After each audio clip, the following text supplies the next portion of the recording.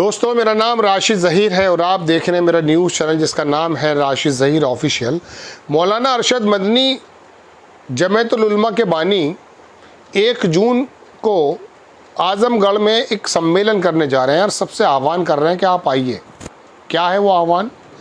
वो आह्वान यह है दोस्तों, मदरसा सुरक्षा सम्मेलन, मदरसों की सुरक्षा। अब एबीपी ने छापी उनकी खबर, हाई कोर्ट के तमाम हवाले उन्होंने दिए कि स्टे हुआ है। जस्टिस गवई ने अभी अपना फैसला भी नहीं दिया है और चंद्रचूड़ साहब का 2024 के फैसले का हवाला दे रहे हैं कि स्टे हुआ है, कि अभी आप कुछ नहीं कर सकते। 2014 में 5 सदस्यीय पीठ बना दी गई थी, लेकिन योगी आदित्यनाथ ने श्रीवस्ती, सिद्धार्थनगर और तमाम बलरामपुर और ये तमाम जगहों पर 250 से मस्जिदें, मदरसे और ईदगाह को ख़त्म कर दिया है। अब उनका विश्वास शायद इस बात से डगमगा रहा है कि जो बार बार कहा करते थे कि मुझे आइन पर विश्वास है, हम कानूनी लड़ाई लड़ेंगे, तो फिर मदरसे सम्मेलन, सुरक्षा सम्मेलन करने की ज़रूरत क्या पड़ गई। मैंने आपके सामने पहले अर्ज़ किया था कि मुस्लिम पर्सनल लॉ बोर्ड ने कहा, वक्फ बोर्ड का जब कानून पास हुआ, कि हम सड़कों पे उतरेंगे। जमीयतुल उलमा ने इस बात को इनकार किया, वो बोले नहीं कि हम तो कानूनी लड़ाई लड़ेंगे। अब ये मदरसा सुरक्षा सम्मेलन सड़क पे उतरना ही तो है। मौलाना अरशद मदनी कौन है?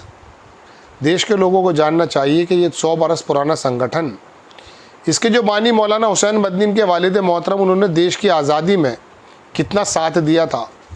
मौलाना अब्दुल कलाम आज़ाद ने जब जामा मस्जिद की सीढ़ियों से लोगों को रोका और हिंदुस्तान के अंदर आप और हम जो मुसलमान बाकी हैं वो इन लोगों की काविशों से ही हैं।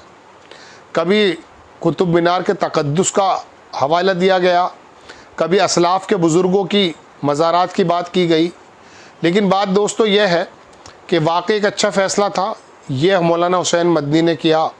हिंदुस्तान के अंदर मुसलमान ने एक बहुत शानदार ज़िंदगी जी भी, लेकिन कुछ बरसों से जो ये हालात बने हैं और 100 बरस पुरानी जो तंजीम जो जहर पैदा कर रही थी, उसका असरात अब नज़र आने लगे हैं।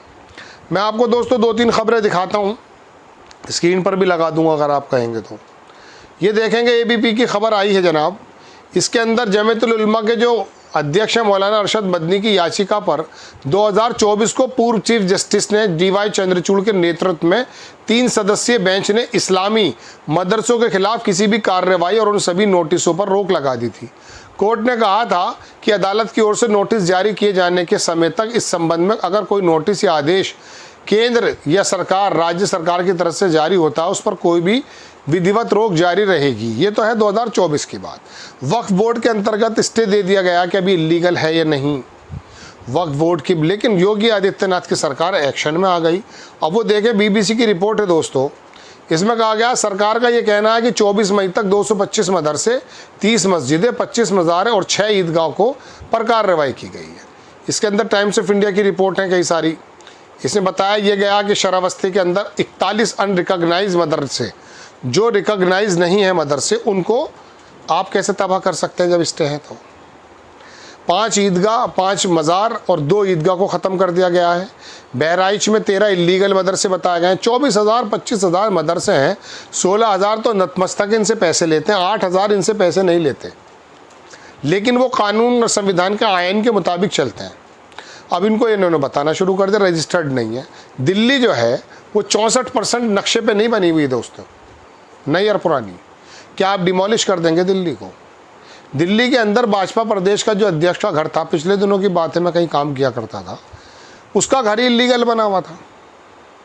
आपको मैं क्या बताऊं, जितने उत्तर प्रदेश के शहर हैं इसमें जो डीएम के बंगले और कमिश्नर के बंगले अंग्रेज़ों के ज़माने के, इनके आपको नक्शे नहीं मिलेंगे, लेकिन कानून यहीं पर इनका जो है आता है। ये मदरसे मस्जिदों को, ये पूरी लिस्ट है जो मैं आपको दिखाना चाहता था, लेकिन मैं ये बात नहीं बताना चाहता। मैं तो आपको ये बताना चाहता हूँ कि ये जो बुज़ुर्ग हमारे हैं ये काबिल एहतराम है और इन्होंने बड़ी कुर्बानियाँ दी हैं, इनके बड़ों ने बड़ी कुर्बानियाँ दी हैं, लेकिन मौजूदा दौर में सरकार का इन्फ्लुएंस भी इनके अंदर नज़र आता है। अगर ये सख्ती से अपनी रीढ़ की हड्डी को, ईमान के साथ सीधे खड़े हो जाएं, हिम्मत नहीं है कोई किसी के सामने बोल जाए। इनको मालूम नहीं कि इनकी ताकत क्या है।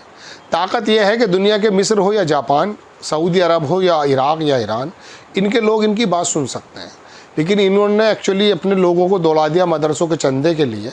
वो जो हराम का लुकमा जब पेट में गया है ना 50% और 40% में, मैं माफ़ी चाहूँगा, मदरसों की बात मैं करना चाहता नहीं था, लेकिन मैं बताना चाह रहा हूँ कमज़ोरी आई कहाँ से। जब इतने बड़े बड़े एम्पायर चलाने हो जाते हैं ना, तो उस वक्त सरकारों के सामने नतमस्तक हो जाना पड़ता है। बात यह है, मैं मौलाना अरशद मदनी के मुतालिक नहीं कह रहा हूँ, मैं जमीयतुल उलमा की बात कर रहा हूँ।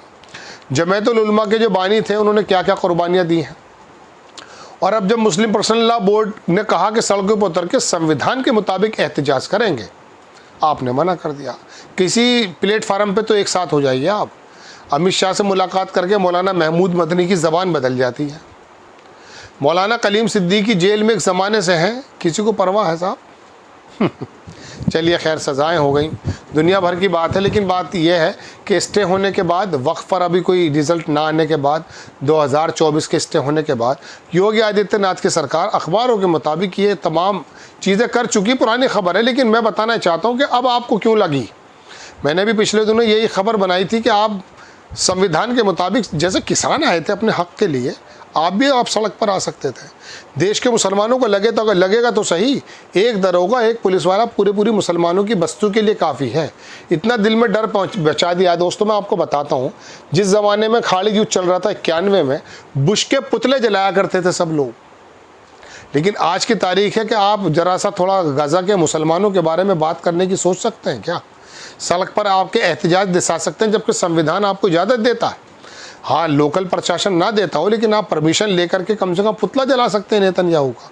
लेकिन नेतन्याहू तो इनका दोस्त है। बहरहाल दोस्तों, मैं बताना ये चाहता हूँ आपको कि जब रीढ़ की हड्डी सीधी थी तो अपनी बातों को कहा जाता था। आज बुजुर्गी जो हैं, ये जमात के चलाने वाले, दरअसल अपनी राजनीतिक कुछ मामले हैं इनके, कुछ अपने जो भी कुछ हो सकते हैं भाई, उसके बारे में तो मेरे पास शवाहिद नहीं है। लेकिन नज़र ये आता कि जो ज़बान में कठोर बातें हुआ करती थी वो अब नज़र नहीं आती, चूँकि एक प्लेटफार्म पे नहीं आ सकते, चूँकि मनसबों की लड़ाई है, नाक की लड़ाई है। जमीयतुल उलमा चाचा भतीजे लड़ पड़े आपस में क्या कर सकते हैं बताइए।